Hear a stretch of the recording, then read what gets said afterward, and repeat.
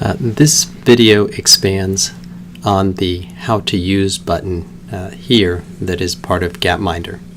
And this will simply give the additional directions in order to submit the assignment. So, as you saw in the How to Use video, you're able on each of these dimensions on the x-axis to pick any item that you want. On the y-axis, you can pick any item that you want.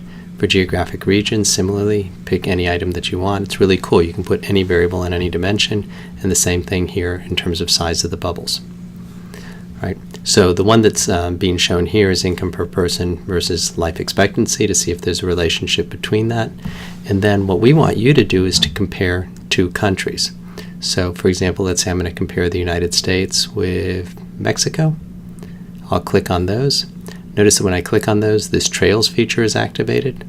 Then I will drag the clock back to 1800, and I'll go ahead and play.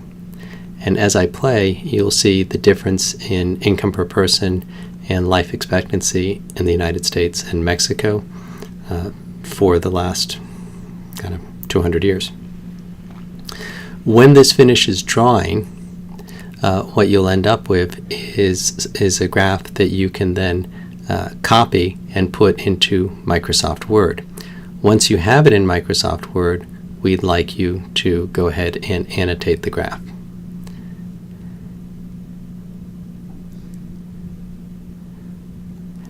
And unfortunately in this case, since I picked both from the North American region, it's a little bit hard to see which is which, but you get the idea that there's Mexico, there's the United States. And also the size in this particular case helps. So then I take a picture of the screen. Now on Windows, you would start the Windows snipping tool. I'm on a Mac right now, and I'm going to do Control, Command, Shift, and then the number 4. It's a lot of stuff. And that gives me a crosshair. That was Control, Command, Shift, 4. And then I drag across. It makes that snap noise, and it actually now has copied this picture to the clipboard. Then I can come over to Word and paste it in. So I'll do a paste, and there it is. Then underneath the graph, this is my first one, I have to do 5. Underneath the graph, I would say this graph shows ... explain what it shows. And then this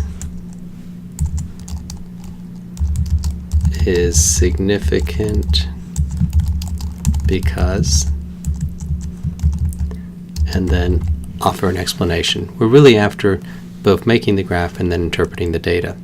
Now some of you would actually rather work with the US data as opposed to world data, and you can do that. If I come back here to Gapminder and I scroll to the bottom of the page, there's a link here called Labs. If I click on Labs, I get Gapminder USA as one of the possibilities.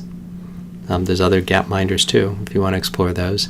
If I click on Gapminder USA, I get the same graphing tool, but this time the data and the results are going to be limited to the United States, and then you can make the graphs here as well.